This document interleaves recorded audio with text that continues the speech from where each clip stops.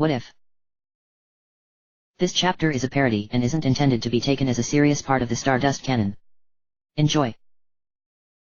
Hello? Is there any pony there? Rainbow Dash?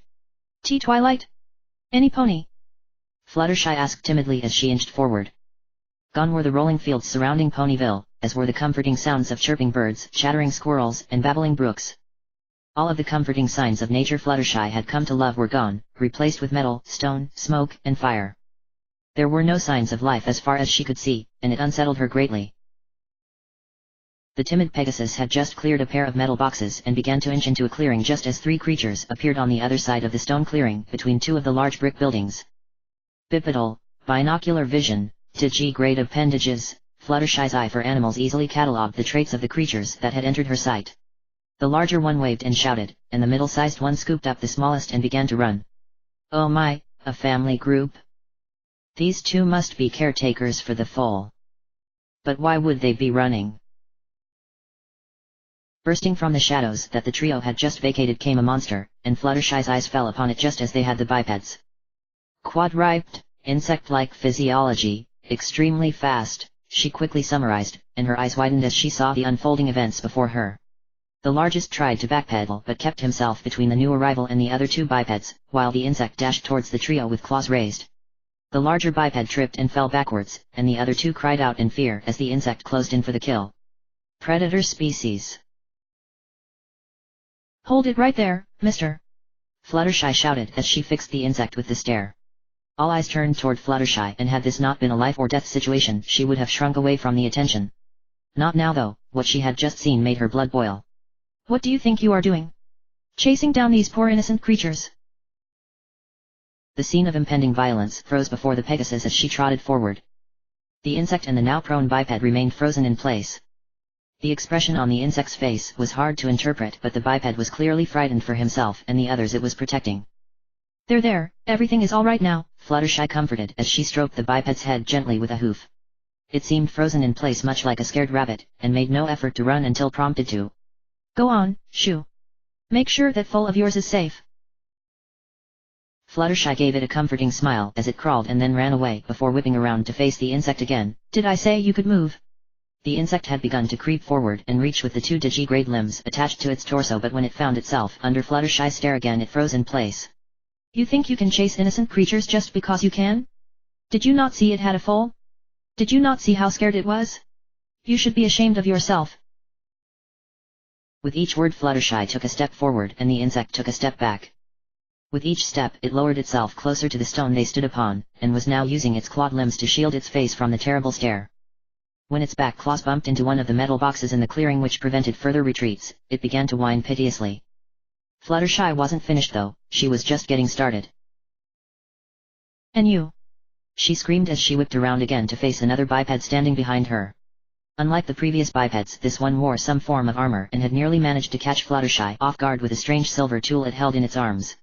It froze in place, even its full-face helmet couldn't protect it against the stare. You think you can sneak up on me?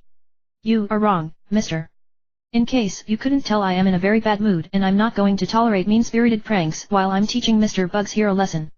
Now don't move until I get back so I can scold you properly. You can't escape your punishment, Mr. Bugs.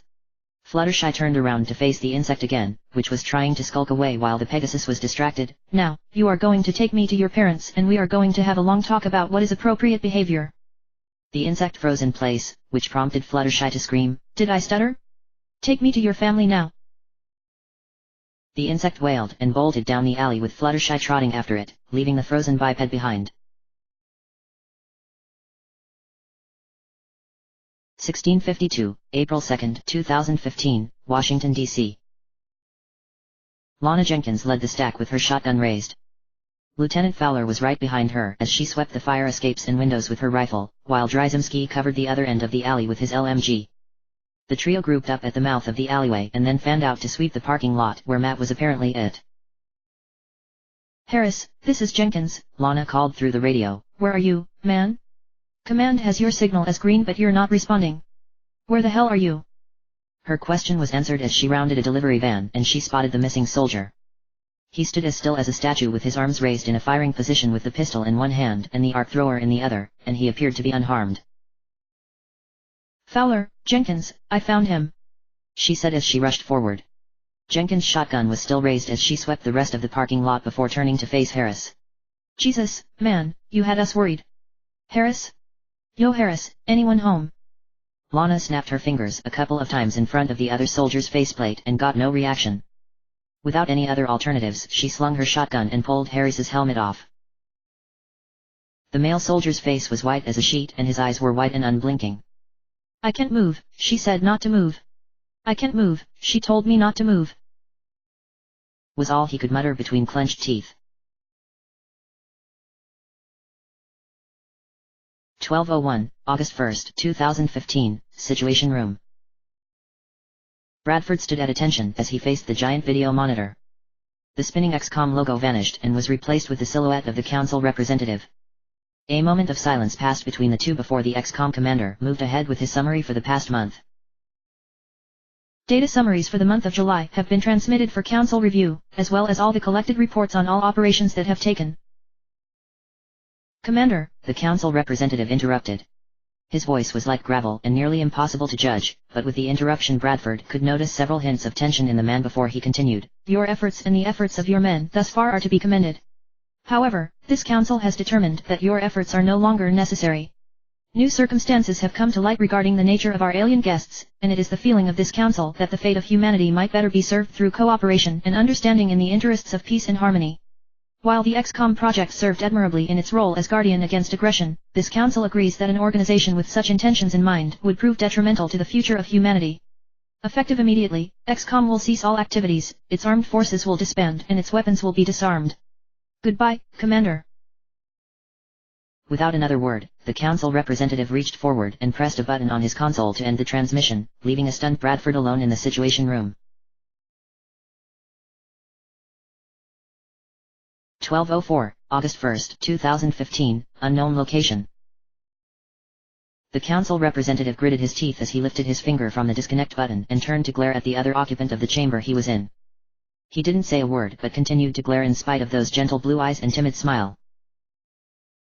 There, that wasn't so hard now was it? It said. We all want to be friends now, so there's no need for anyone to be mean anymore. It hopped down from the chair it sat in and headed to the door. The door opened as she approached, revealing the helmeted and robed figure of an ethereal.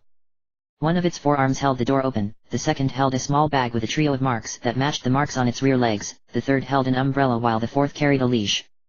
The other end of the leash was attached to the collar on a cowering chrysalid. Thank you, Mr. E. You're such a gentle colt for holding my things while I was in a meeting. Did Mr. Bugs cause you any trouble while I was in there? Any more of the conversation was cut off as the door closed behind IT. 17 o'clock, August 1, 2015.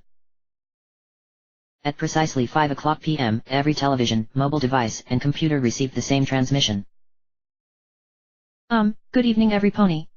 The yellow and pink figure said with a shy and disarming smile. I know you all have been very scared recently with all the terrible things that have happened lately, but I'm here to tell you that it won't happen again. I've had a chance to talk with the ethereal leaders as well as all your presidents, kings, and prime ministers. We all agree that it's best if we all let the past stay in the past and be friends instead. So, I hope to get along with each and every one of you. Oh, and please remember, we're all friends now and resistance will not be tolerated. The message ended on a cheery note, but the smile of the yellow and pink figure was to become feared by any who resisted her friendship. The rule of Fluttershy the Terrible had just begun. Author's notes.